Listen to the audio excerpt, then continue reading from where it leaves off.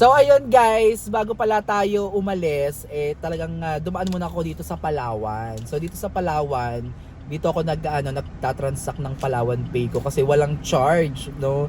So ito yung usually na ginagawa ko kapag mahaba yung pila sa bangko.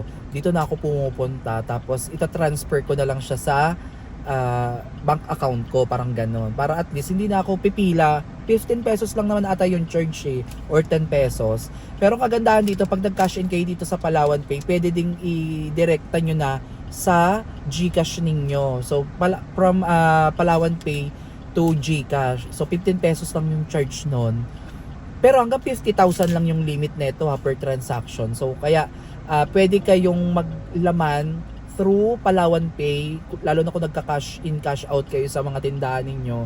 So mas malaking tulong siya kasi free charge siya Parang wala siyang fee. Sa up to 50,000 walang fee yung ano nyo. Di syempre, di ba, kumita na kayo doon. Pero hindi ko alam kung hanggang kailan yung ganito nila, kasi parang someday din ata magkakaroon na din sila ng fee, pero very minimal pa rin naman. Pero kung may mga bank account kayo, pwede na din kayong mag bank transfer from bank to GCash. So yung iba, waive yung fee.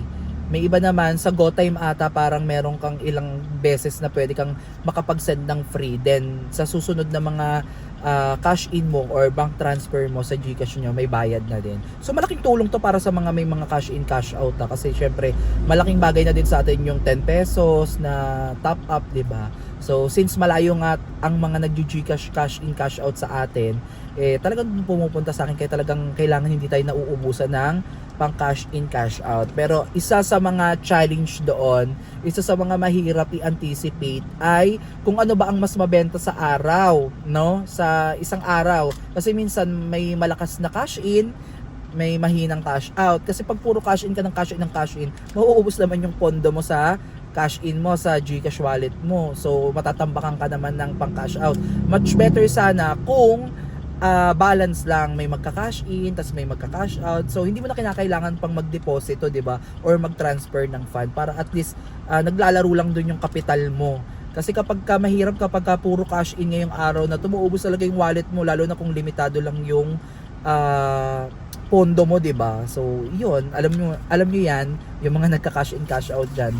Alam niyo 'yan. So ayan, papunta na tayo ngayon ng Dali at bibili nga tayo ng mga gin na pang ano natin, no, pang paninda natin dahil magpa-price increase nga siya. So let's go, kasama ko ang aking pinsan. O yan. Ano niya? Endo niya, parang rest day. Endo rest day na 7 days, 1 week. Pero babalik din daw siya. Ang gulo, no? Di ba pag endo, pahinga na to totally, apply ka sa iba. Pero sa kanila hindi. Parang endo ka, pahinga ka na ng 1 week, then babalik ka ulit. Alright, so ayan, naka-order na tayo ngayon ng 10 boxes of Ginebra San Miguel. Dahil magtataas nga siya, ayan, napatakbo tayo dito kay Dali. Ayan. Bongga. So baka madagdagan pa to. So ayun nga, nakakita ko ng post sa Facebook. Magtataas nga daw.